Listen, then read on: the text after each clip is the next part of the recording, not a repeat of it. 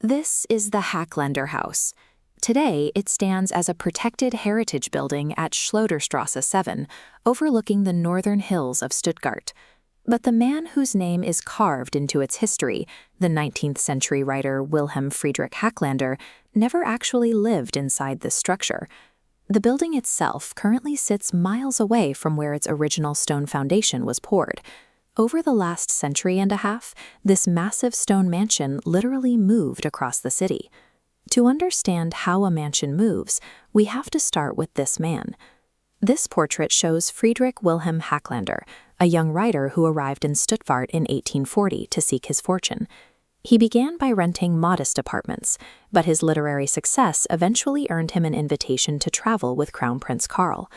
At the height of his social climb, Hachlander served as a private secretary, residing in the upper mansard rooms of Stuttgart's new castle. That royal proximity ended in 1849. Following his dismissal, he was forced back into the city's housing market as a private citizen. Years of residential instability fueled a desire for a permanent, monumental home, a structure that would reflect his professional status and family needs.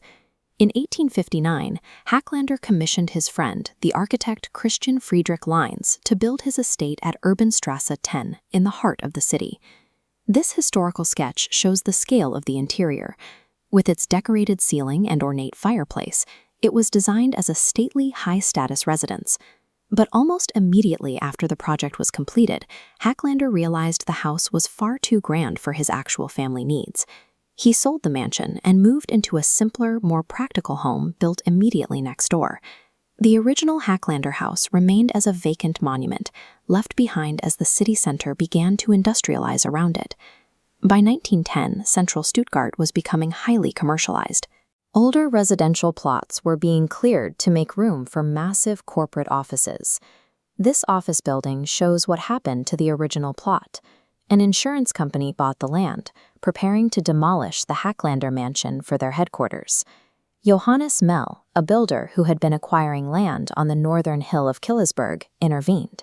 He bought the house from the insurance company, intending to relocate the entire structure to serve as his own family's residence. Mell treated the building as a reclaimable asset rather than construction waste, betting his personal fortune on the value of its original masonry. This map shows the technical challenge. The team had to move a massive stone structure from the valley floor up the steep inclines to the new site on Schloderstrasse. Mell commissioned the architects Beal and Waltz to manage the reassembly, stone by stone. These blueprints demonstrate the strict planning required. Every stone was measured and catalogued. Using these numerical annotations as a guide, workers broke the building into blocks, hauled them across the city, and rebuilt the house to its exact original form. The project treated the heavy masonry as a modular system, allowing a fixed landmark to move across the city's complex topography.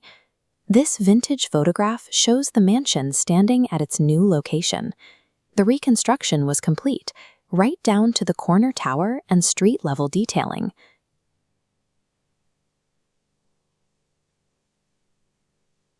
However, Johannes Mell died suddenly in April 1910, just before his family was scheduled to move in. Like the original builder decades earlier, the man who saved the house never got to reside within its walls. Mell's death ended his wider development plans for the hill, but the Hachlander house itself survived as a protected landmark. It remains a unique piece of Stuttgarter history, a structure shaped by two men who never actually occupied it. Today, the house remains a functional residence, preserving a piece of 1850s city center craftsmanship on a 1910